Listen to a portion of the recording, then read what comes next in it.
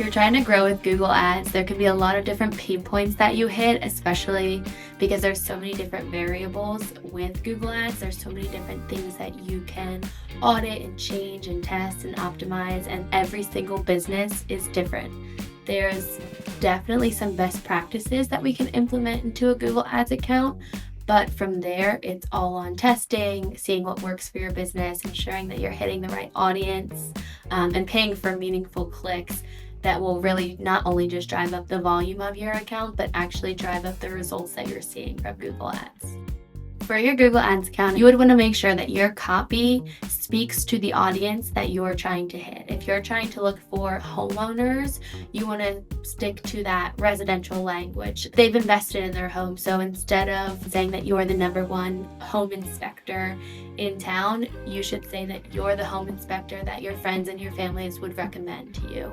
Because with somebody's home, they like reliability and trust. So you want to make sure your ad copy not only speaks to them as a homeowner, but hits on those things that they're looking for in a company, which is that reliability, which is the trust that you're going to get the job done on the first try. Anybody can say that they're number one or the best, or anybody can say anything in their ad copy, but it's always good to back it up with actual results. So if you're saying in your copy that you are the company that your friends and family would recommend, then when they click on your landing page, there should be reviews.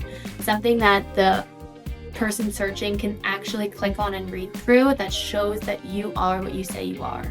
So customer reviews, whether it's business recommendations, whether it's proof of different awards that you've received or boards that you're on, having all of those on the landing page where users go to will definitely help increase not only, again, the volume, but then the conversion rate down the funnel. For your audience, Google is great at being able to target a bunch of different individuals. You can target people based on their interests and demographics, which is data that you can actually pull from your Google Analytics account as well as your Google Ads account. So looking at historical data of what's worked and what hasn't definitely helps. And then also being able to utilize customer lists and custom lists in your Google Ads account is fantastic. If you have past customers, whether it's their email address, name, phone number, you're actually able to upload that into Google Ads and then implement that into your campaigns and use that as another layer of audience segmenting, telling Google to go after individuals who are similar to those who it knows has already converted with you. If you're a B2C e-commerce brand, I would really focus on not only the product you're selling, but why your product is better than other people's products. It's a very saturated market right now. There's a lot of similar products out there, so you need to be able to show that you stand out from others. So whether it's different call outs like free shipping, even free returns, whether you offer samples, whatever the case may be, always highlighting those to make yourself stand out on top of your brand recognition is definitely valuable. On the basis of Google Ads, there's such thing as an ad schedule, which is something that you can set to tell Google when you want your ads to show. I typically set mine in hour increments based on the time of day. So early morning, midday, afternoon, and evening, because during the time of day, there's different shopping patterns for different consumers. What I like to do is set those in the start of a campaign, really see when traffic is coming in, how traffic is coming in, and the quality of traffic that's coming in per those specific times of days. And then from there, you can optimize. If you are a B2C e-commerce and you notice that from 12 a.m. to 7 a.m., you're not seeing any purchases come through, but you're spending a lot of budget on clicks and traffic coming through at that time, I would say it's worth it to negate that out. Tell Google you don't want to show your ad during that time and utilize your budget more efficiently throughout the times of day that people are actually making purchases. A/B testing is fantastic. It's a lot of fun and it can show you a lot of insights on things that you wouldn't have even thought about. And an A/B test can be something as simple as switching out a couple headlines or something as big as updating a bid strategy based on what your intent is for your campaign. Typically with an A/B test, you like to give it enough time to learn. So about a month or so would probably be best practice. And you want to make sure that during that time, what you're testing is the only variable that you're changing, so that way your results aren't skewed. When you A/B test, you really want to focus on one variant, one thing that you think would make the difference in the account. So one of the accounts that I have, I've noticed that our traffic was good, our traffic was qualified, but the CTA that we were actually using was almost too demanding of a user who wasn't as far along in their journey.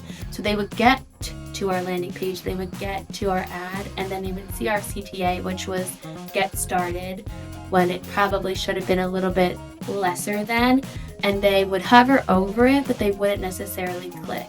And so what we tested was that the CTA get started may have been a little too forthcoming. It may have been targeting someone who was a little bit more bottom of funnel than what we were actually bringing in.